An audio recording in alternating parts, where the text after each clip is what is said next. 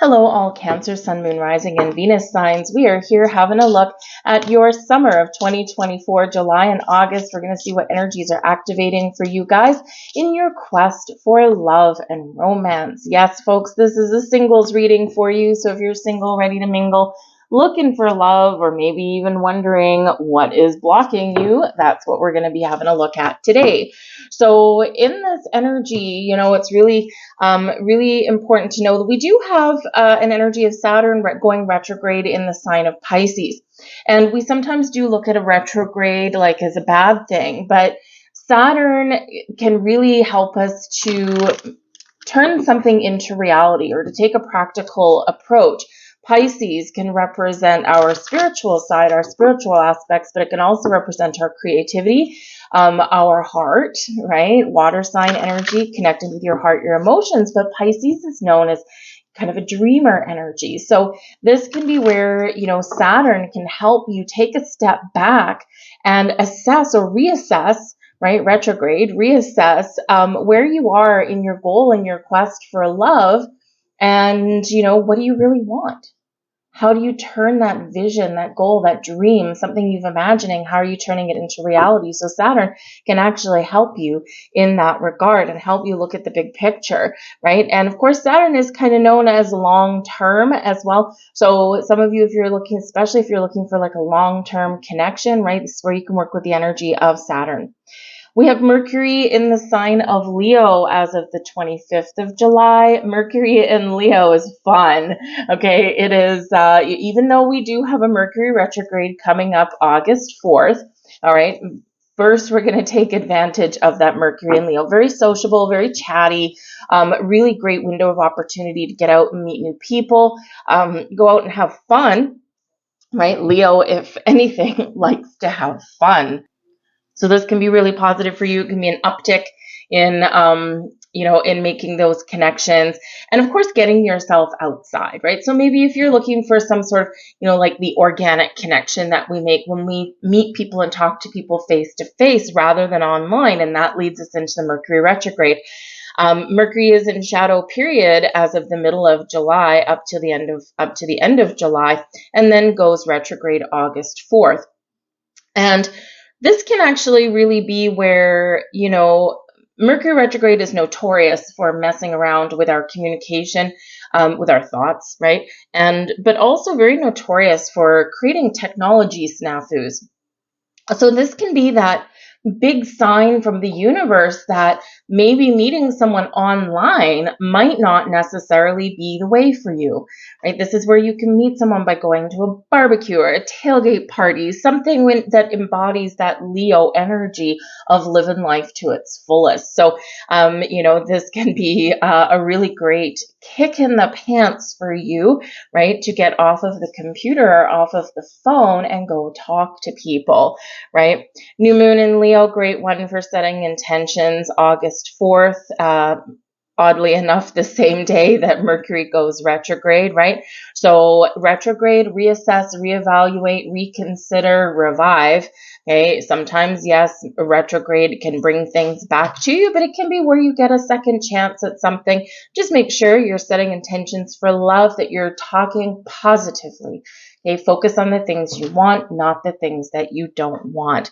And there's some other stuff going on. You might find the end of July, you might find that you're really kind of feeling a little bit of pressure to find love, because we do have a full moon in Capricorn at the 29th degree. So this is like a now or never kind of energy.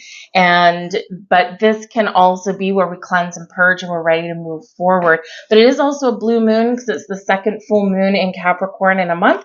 And so the blue moons can bring about something interesting, something you didn't expect. They can bring surprises and something out of the blue. So it's not necessarily kind of any kind of bad thing, right? And something a little bit magical could potentially happen for you guys. But look back at the beginning of the year, new moon in Aquarius, because we've got a full moon in Aquarius, August 19th.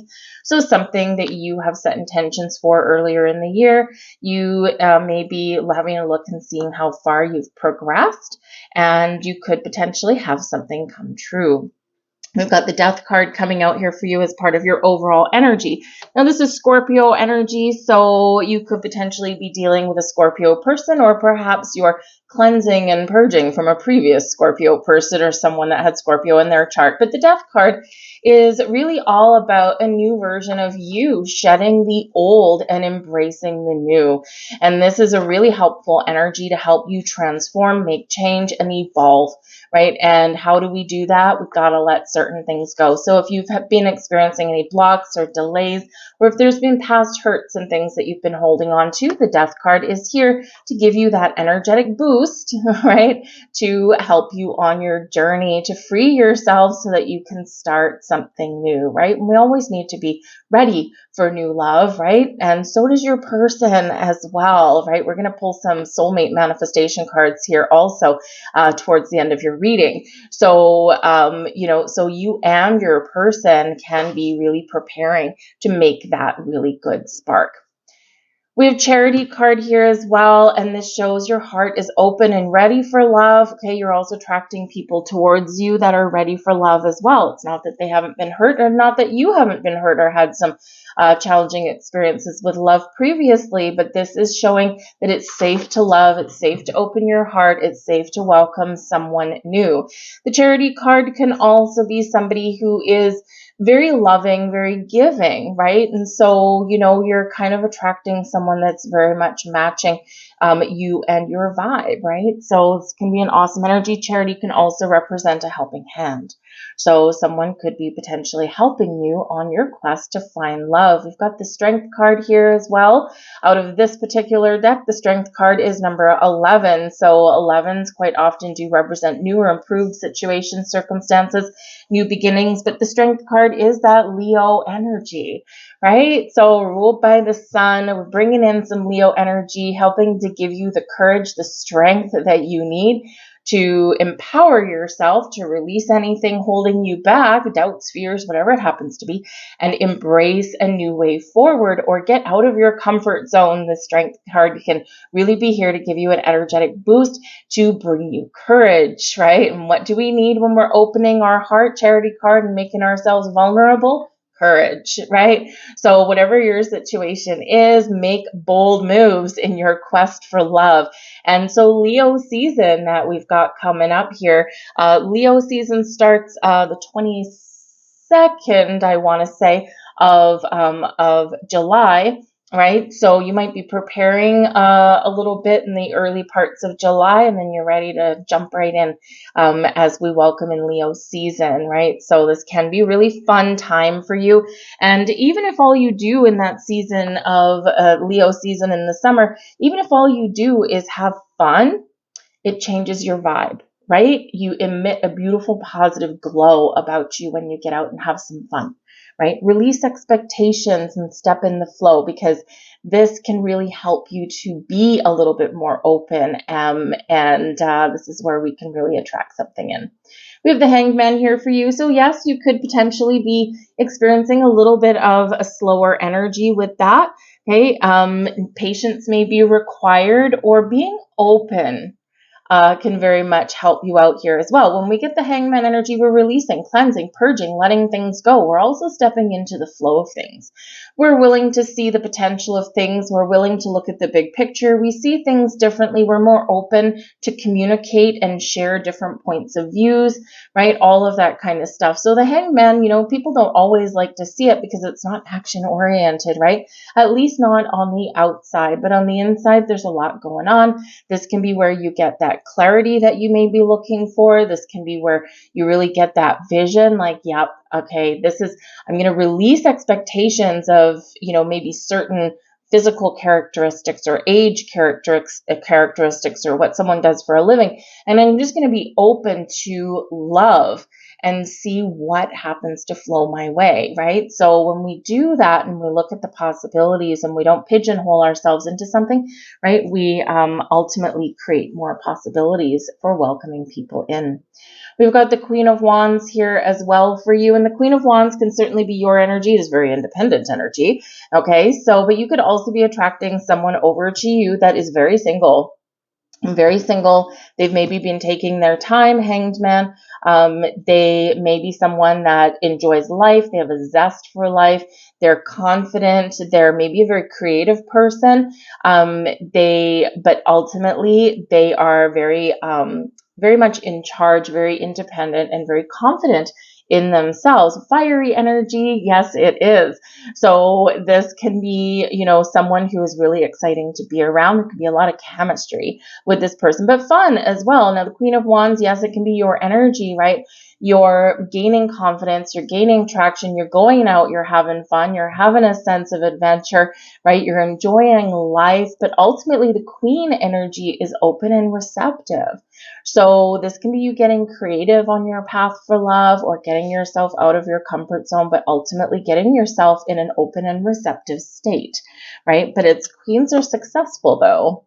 We've got the Seven of Swords coming in here as well. All right, so try and keep a positive mind. Try and keep a positive outlook on things. The Seven of Swords, of course, is known as a little bit of a tricky energy, a little bit of dishonesty, right? But it can also represent you trying to figure out what you want, right? It's your thoughts, the Swords energy. It's also communication, right? Communicate in a positive way.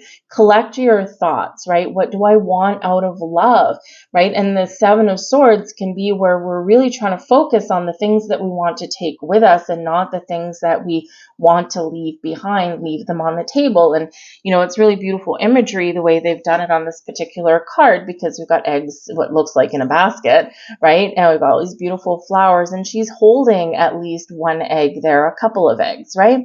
And so she's holding on to what she wants, but she's also looking in the basket going, I'm not sure. So we're kind of like waffling a little bit, right?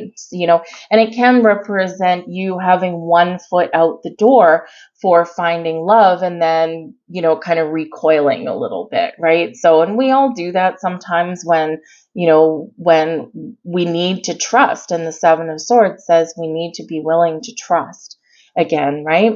And, ultimately, yes, of course, also stay positive. But sometimes we do, say one day I'm ready for love, I want someone in my life. And then the next day we're like, yeah, okay, I'm good, right? So when we're back and forth like that, the universe doesn't know what to do with you, right? So taking some time for yourself, meditating, assessing your situation. The Hangman, take your time, right? Be patient. Maybe you're feeling some societal pressure or some pressure from within, or maybe your family, especially around the end of July when we've got that Capricorn full moon. And you may in some way feel the clock is ticking or something, right? But don't give in to that pressure, because we need to allow things to happen naturally. Because when we force something to happen in our own timeline, or when we force something to happen that's not ready to blossom yet, whether it's ourselves or other people, inevitably something goes sideways, right? So we do need to allow things to happen in their natural way, in their natural path. But ultimately, right, you need to figure out what you want and trust yourself to make the right decision. Now, the Seven of Swords can also be a stealthy energy, and it can be potentially, and I will mention it because we do have the Mercury retrograde, which can potentially sometimes bring someone back. However, the Seven of Swords says the person coming back, maybe try to kind of wheedle their way in a little bit. But you see this Queen of Wands with the back turned to the Seven of Swords. This is a yeah, hell no kind of energy, right? It's like, no, thank you, right? I don't believe you've changed. I don't believe that you're telling me the truth. I think you're telling me what I want to hear, and I'm ready to move forward. I'm ready for something new. We've got the King of Wands at the other side. You're waiting for your soulmate. You're waiting for your perfect match, right? So, in this energy of someone that really does try and wheedle their way back in, you're turning your back on them and you're facing the future. You're like, no, siree, Bob, right? I'm not going backwards. I'm only going forwards. This can also be you and your energy here with the King of Wands. First, we got the Queen of Wands, the Seven of Swords. We're not sure. We're a little bit back and forth, right? What do? We reassess, regroup, renew with the Hangman energy, and then we figure it out. King of Wands, and this is where we're charging out of the gate, and we're moving forward. We're feeling a lot better. We're feeling like we're ready to put ourselves out there, and we are living our best life with that. The King energy is all about taking charge, taking the lead, grabbing the the bull by the horns and getting things done, going and having fun, having some adventures, right? And ultimately not worrying about what an outcome might be, because you know that whatever outcome is in the cards for you is what's going to play out, right? The King of Wands isn't necessarily going to force something in existence, right? But is going to be willing to create the life that they want. This can certainly be the energy that you're embracing. This can also be a soulmate energy, right? So it's like, I'm holding out for my soulmate. I've got this king and queen sitting here, and what is separating it?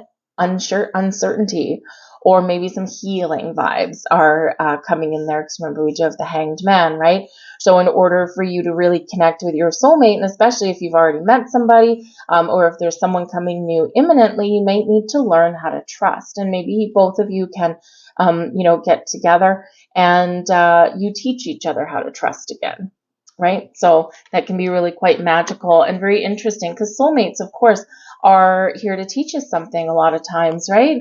And whether it's a reason, a season, or a lifetime, that you get something positive out of it, right? Or you have a challenging experience, of course, and you get a big life lesson, right? But this feels positive in this energy. We've got the Nine of Swords, though. So the Nine of Swords, just something to be aware of. And again, the Seven of Swords, the Nine of Swords. We can quite often talk ourselves out of something a lot easier than we can talk ourselves into something. So with the Nine of Swords, this is about being worried and afraid and anxious, right? This is tossing and turning, laying awake at night, not getting enough sleep, all that stuff. So number one, make sure that you do get yourself some sleep, and that you do take care of numero uno, which is you. Protect your energy, do something nice for yourself, all that kind of stuff. Sometimes we get caught in the trap of, waiting for number one, or and we forget to take care of our own needs, right? So no matter what your situation is, put yourself first. All right, you'll feel a lot better. But the Nine of Swords, yes, it can be, we're a little anxious and afraid. Okay, we're kind of trapped in our own head, overthinking, overanalyzing things. So that's something else that we need to let go of with the Hangman. Thank you very much. But this can also represent your dreams. So there could be something that you're dreaming about, or something that your subconscious may be trying to tell you via your dreams. So it's a good opportunity for you to pay attention to your dreams.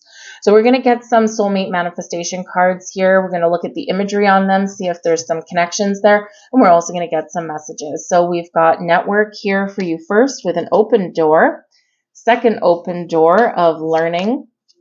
We've got a clock there, which is typically a little bit of a delay, but it is searching for love. Attraction with a crystal. The one with another crystal. Beautiful. And we've got travel. You've got 3 crystals in a row, so this is quite significant out of this particular deck. And this could indicate a potential spiritual partner coming in, or someone that you have manifested because of your connection with the cosmos. So it can be beautiful energy. But the Death card over here can represent some spiritual evolution and possibly a spiritual connection as well. But we do have 2 open doors here for you, network and learning. So this can be where you've learned some things about previous relationships, or learned some things about you. The doors are opening, you're opening your heart, and the key to finding love is to get out there and network. Some of you may have potentially already met a person, okay, and you could be crushing on them pretty hard. They could be crushing on you. So this can be an indicator that, things are happening behind the scenes, and there's something that's going to click into place for you. This can represent also that you could potentially meet somebody by, kind of being a little bit open to love, but going out there and networking, right? Go attend social events and gatherings and things like that, right? We do have the searching energy with the clock, and this can represent that you or your person, okay, is searching for themselves, figuring out what they really want, right? And when that energy is done, right, this is when someone will come in for you. But we do have attraction, the one, and travel. So some of you may meet the one while you are traveling. Some of you could meet someone that has just relocated to your city, your town, your state, that kind of thing. But there's an undeniable attraction here, and you are attracting somebody that can appreciate you and understand you in a way that no one else can. So this does show some great energies opening up for you here, with a potential little delay, Not too shocking. I'm going to leave all that there for you guys. I do hope there was something here resonating with you in some way. If so, please like, share, subscribe, throw a heart in the comment down below. I'll heart you back and we'll connect all our love. Thank you for watching. Bye.